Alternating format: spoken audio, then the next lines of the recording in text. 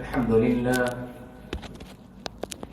الحمد لله نحمده ونستعينه ونستغفره ونؤمن به ونتوكل عليه ونعوذ بالله من شرور أنفسنا ومن سيئات أعمالنا من يهده الله فلا مضل له ومن يضلل فلا هادي له ونشهد أن لا إله إلا الله ونشهد أن لا إله إلا الله ونشهد أن لا إله إلا الله ونشهد أن محمدًا عبده ورسوله إن الله وملائكته يصلون على النبي يا أيها الذين آمنوا صلوا عليه وسلموا تسليما. Glory to Sharif together. اللهم صل على محمد وعلى آل محمد كما صليت على إبراهيم وعلى آل إبراهيم إنك حميد مجيد. اللهم بارك على محمد وعلى آل محمد كما باركت على إبراهيم وعلى آل إبراهيم إنك حميد مجيد. قال الله تعالى في القرآن المجيد والفرقان الحميد بعد أعوذ بالله من الشيطان الرجيم بسم الله الرحمن الرحيم يا أيها الذين آمنوا قوا أنفسكم وأهليكم نارا صدق الله العظيم. السلام عليكم ورحمة الله وبركاته. All praise be to Allah subhanahu wa ta'ala, who has once again given us the opportunity to come to the masjid on our favorite day of the week, Jummah. And also on a day where it's my also favorite time, when it is a school holiday and we have children here along with their parents, and we can talk about their favorite topic, parents and children. Isn't it, Seth? So, of course, there's always two sides to the relationship which is there between parents and their children. And we'll start off with the parent side. Allah mentions in the Quran, وَقَضَوْا رَبُّكَ أَلَّا تَعْبُدُوا إِلَّا إِيَّاهُ وَبِالْوَالِدَيْنِ إِحْسَانًا. Allah subhanahu wa ta'ala has made it compulsory upon each and every person that they treat their parents with kindness. Treating your parents with kindness means doing everything that we can to respect them, to look after them, and to listen to what they say, as long as it is according to the Sharia.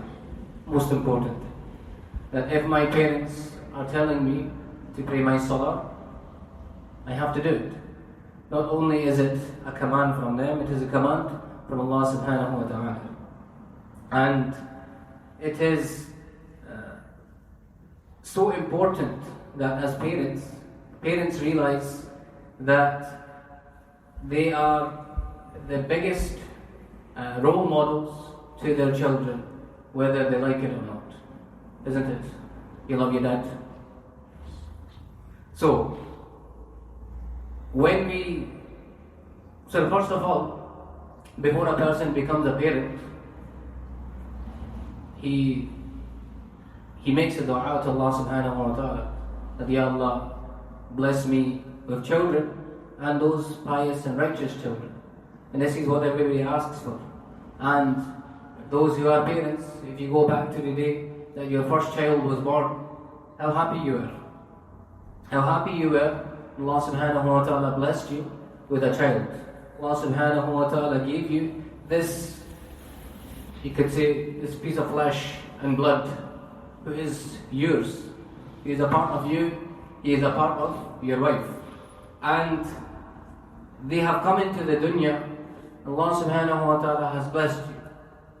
So that happiness which is there, it is there because you understand, well, only those who they have a bit of difficulty in having a child. When they finally have a child, they really understand the amount of sacrifice and the amount of trouble and pressure that they are under. And when they finally do have a child, it is a great blessing from Allah subhanahu wa ta'ala, and they are very grateful. So the first thing is having that child. When you have that child, you're grateful to Allah subhanahu wa ta'ala. And then you go through all the different years of playing with them and watching them grow up. And this is the most important part. This is the foundation years in which we have to really mold our children. If the effort is not put in these years, then further along down the line things will be very, very difficult. And it is difficult. Being a parent, it's not easy. And nobody, this kind of a child that a person gets, you don't have much control over it, but there is things that you can do in order to control it. So of course, the way that we present ourselves to our children, the way that we act and the way that we are, is what is going to attract the attention of our child. When we look into the mindset of children today, it is, children will always be very, very clever. Whether they look like it or not, they are very clever. They pick up on every little thing, every small action that you do, any word that you say. Just look at how they pick up the languages that we speak. They don't go to a school. They don't go to a school, they just sit there. They hear everybody saying all of these things, and they pick up everything. Whatever it is that they need to learn, whatever it is that they need to be able to say, they're able to do it. And again, this is a gift from Allah subhanahu wa ta'ala. So, the first thing is having these children and then watching them grow up. Now, the part of watching them grow up, there is so much that has to be done in the initial stages in order for us to have good and respectful and pious children. And these include speaking to them about Islam, speaking to them about Allah subhanahu wa ta'ala, that who is Allah. A young baby, when they start speaking, when they are growing up, we speak to them about Allah subhanahu wa ta'ala, and we tell them who Allah subhanahu wa ta'ala is, and we mention to them, Allah subhanahu wa ta'ala is the one who created you. Allah is the one who created Allah is the one who made the trees that are outside, the grass, the sky, every little thing. As soon as you start mentioning these things to the children, they pick it up. And if you try it yourself, those with younger children, when you start mentioning these things, and then you go on a car journey, they'll pick up everything. And you can ask them, who created this and who created this, and they'll say, Allah created this, Allah created that. So you get it into their head from a very young age, that there is a creator that we have, who is Allah. And Allah is the one who does everything for everyone. So when we have these conversations with the children, then we are putting some kind of a deen into them from the start. Unfortunately, what's happening nowadays is the upbringing is being done by other things. So because sometimes mom and dad are busy, they are working, they don't have time, so they get put in front of a screen. And then the screen becomes their mom and dad. And whatever they learn from the screen, this is what they start then bringing into their life. So, in order to become a successful parent, time and sacrifice has to be put into it. And this is one of the main things that Nabi sallallahu alayhi wasallam would encourage. The way that Nabi sallallahu alayhi wasallam was with his own children, with his grandchildren, it was the showing of love. The biggest thing that a child needs is love. When a child sees that they are being loved, when they see that their parents care about them, so then they will have an interest and they will go towards them. What is the reason for teenagers not listening to their parents anymore? Is they think that my parents don't love me, they don't get me what I want. So they have that mindset because they would just want all the materialistic things. But of course, this is completely different, and this is where we as parents have to explain to them that exactly what it is that needs to be done and what is the actual goal in life and what Allah subhanahu wa ta'ala wants from us. And as a parent, the responsibility is there. Allah mentions in the Quran, Ya ayyuhalladhina amanu qu anfusakum wa ahlikum nara. That O you who believe, save yourself and your family members from the fire of hell. That if a father, he wants to see his children being successful in school. He wants to see his children being successful in school, but he doesn't send his children to school. Will the child be successful? No. Not possible. So if you're not going to school, you're not going to learn anything, you're not going to be successful. Now, where is a person supposed to learn about deen? Any answers? Nobody had breakfast this morning. Where do we learn about deen? Most of the time in the masjid. Now, father wants his son and his children to go to Jannah, but he's not sending them to the masjid. There's a possibility because Allah subhanahu wa ta'ala is the most merciful and Allah can forgive whomever He wants, but there's not that great of a chance that you will get to be in the best and the top ranks of Jannah and Jannatul Firdaus, because the effort has not been made. So the way he's not going to be successful in school because he didn't go to school, it will be very difficult for him to be successful in deen if he is not coming to the masjid.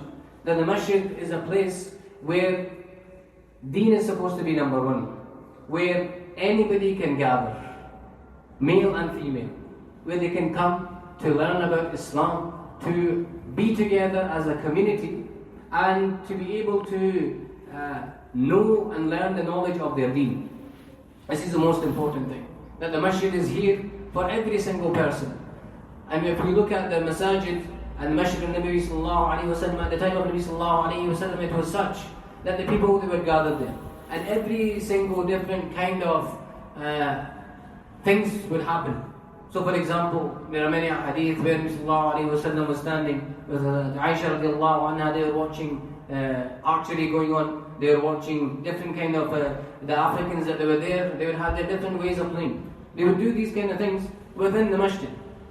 And there are places nowadays where, the masjid, of course, it is there when it is a time of prayer, when we pray salah.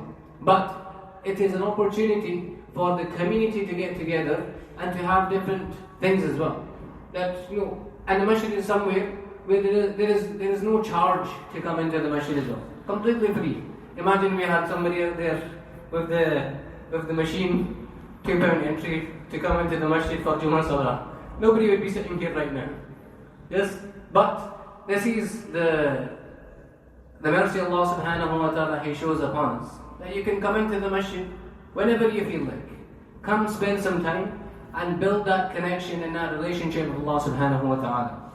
That if we truly want to be successful in the dunya and in the akhirah, that effort has to be made in coming to the masjid. Coming to the masjid and knowing that this is the place where success is. This is the place where we can have the upbringing of our children. This is the place where things can be done. This masjid, it is not perfect. No masjid in the world is perfect. There are so many things that can be done in order to bring more people into the community. But in order for that to happen, the community has to get together. People have to stand up. People have to want to do something. MashaAllah, we have such a wide variety of people within the masjid who have different qualities. They have different kind of professionals who are able to do so many different things. And if every single person, imagine one person said that I will take upon myself this responsibility. I will give 1 hour to the masjid a week, and this is what I will do. or this is what I will do. So it is in order for the whole of the community to then take benefit from it. So simple things like, we already have classes for the children which run during the week. The thing which is missing for the children is something for them to enjoy, a place for them to come to do maybe some kind of play. And so if a person was to be able to take a responsibility and say, I want to do my bit for the community, then something can be done.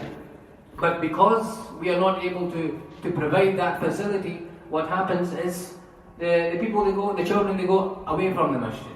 And they want to go to somewhere else, and who knows what kind of a teaching they will get there. So we have to understand that it is not the responsibility of those who run the masjid or just solely the imam of the masjid, but every single person has a say within what happens in the community. If somebody wants something to be done, they're able to come, they're able to speak and say, I would like for this to be done, and I'm happy to help out to do it. So when it comes to making an effort in the masjid, we all have to take that shared responsibility, because Allah subhanahu wa ta'ala will question us on the day of judgment. And Allah will ask that I provided you with a masjid, and I provided you with a brain, to use that brain and to be able to do something which is beneficial for every single person. Today we are thinking about ourselves, I want to do this and I want to do that for myself. But if we look to do something together as a community, it will be beneficial for each and every single person, and it then becomes a means of sadaqah jariyah as well. It is a way for every single person to get close to Allah subhanahu wa ta'ala. And this is what should be our main goal. How can we do things that will benefit our offspring? That what kind of a legacy can we leave behind? And this is what we can do. And with having children, with being parents, Allah subhanahu wa ta'ala has taught us all of these things through the teachings of Nabi sallallahu alayhi wa sallam. And going back to respecting parents, we have a lot of young children. I'll explain to you that what Allah subhanahu wa ta'ala mentions in the Quran ayah when it continues, وَقَضَى رَبُّكَ أَلَّا تَعْبُدُوا إِلَّا إِيَّاهُ وَبِالْوَالِدَيْنِ إِحْسَانًا إِمَّا يَبْلُغَنَّ عِندَكَ الْكِبْرَ أَحَدُهُمَا أَوْ كِلَاهُمَا فَلَا تَقُلْ لَهُمَا أُفٍّ. This is one of the main things which we see nowadays, is back chat. Whenever our parents say something to us, we always are ready with an answer back. And Allah mentions in the Quran, فَلَا تَقُلْ لَهُمَا أُفٍّ, that do not even say uff to your parents. Do not say uff. That uff is something, and the things which are said nowadays is something else. So, why did Allah subhanahu wa ta'ala say to us to not even say uff to your parents? Because of all of the effort and the sacrifice that parents go through in order to bring up their children. And when we see, all the young children that are here, if you think about how much your parents are working, they are providing for you, and they do everything for you, everything that you ask, in the easiest and the quickest way possible.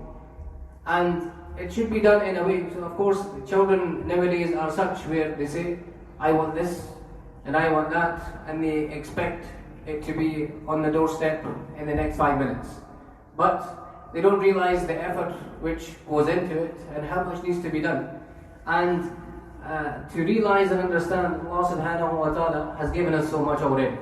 If we have got food on our plates, if we have a roof over our head, we are already so much more better off than so many kids around the world. We have absolutely nothing. If everybody can just move forward please and fill in the gap so that those that are coming in, they have enough space. Allah subhanahu wa ta'ala has blessed us with many things. And what we need is for children to understand that when our parents say that you can have something later on, then inshallah they will get it for you later on. Maybe they are in a difficult situation at the time and they are not able to get it for you at that moment in time. But the main thing is to understand that our parents are trying our best to give us everything that we want. And we just have to we have to have some patience and think Allah subhanahu wa ta'ala has blessed us with so much. Allah subhanahu wa ta'ala will continue to give it to us. So what we have to do as parents is give the best upbringing that we can for our children. And the way to do that is practically, by showing them exactly what has to be done. And the way it can be done is if we ourselves have some kind of a routine in our life where we show them that Islam is important, where we show them that this is the way that it should be done. So a simple thing is waking up in the morning together as a family. If you're not able to come to the masjid for Fajr Salah, to read together, we're coming towards the winter months now. Fajr Salah is going to get later and later. So you can't think, oh, it's so late, oh, it's too early, I can't wake up. So if the parents are going to say this, then what chance do the children have? So we have to, as parents, wake the house up. Now this is what I am going to do. We are going to wake up the house. If we are able to come to the masjid, then we come to the masjid. Remember, we have ladies' facilities. They are not there for show, they are here for a reason. So that we don't even have that excuse anymore, that we feel like the women are left out, the women can't come, the women can come. So we try and come to the masjid if we are able to for Fajr Salah. Imagine starting off your day, every single day as a family, coming to the masjid. And even imagine if the father is working, the mother is still able to come, bring the children along.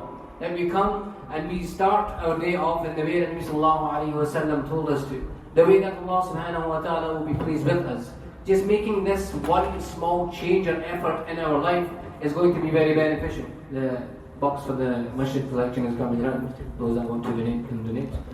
So by making that effort of getting up early in the morning and just praying Salah in the masjid. If you're not able to come to the masjid, pray it in the house together as a family.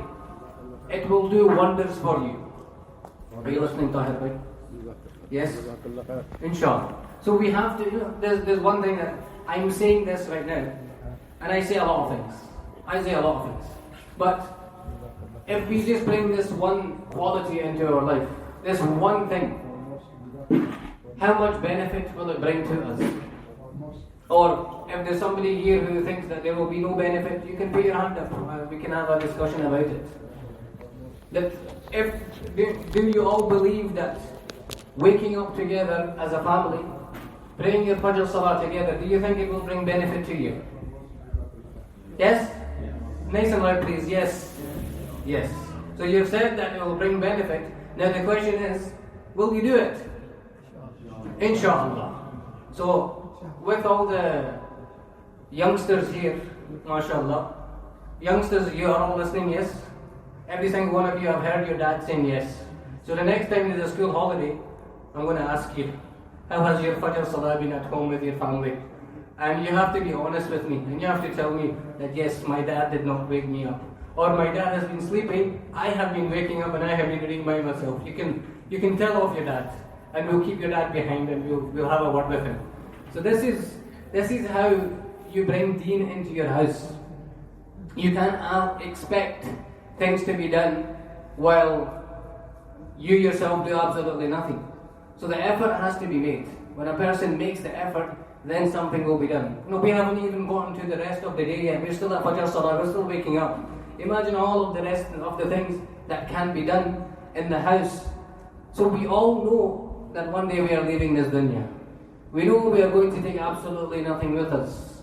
No, our shop is not coming with us. Our house is not coming with us. Our car is not coming with us. Forget any of this. None of our family are coming with us either. Nothing is coming with us. Just our a'mal will be left behind. Imagine we leave this one thing behind for our children. We start off every single day with Fajr Salah together. Throughout their life, they never miss a Fajr Salah as well. Just imagine, all of that reward is going into your account. Just because you made that one effort. So this is just starting off with Fajr Salah. Imagine everything else which can be done. I'm sure you can think of all of those things by yourself. But this is one thing that we have to start with. That if we start off our day in a way which Nabi Sallallahu Alaihi Wasallam taught us, in the way which Allah Subhanahu Wa Ta'ala will be pleased with us, it will bring benefit. It will bring peace in your house. It will bring peace in your heart.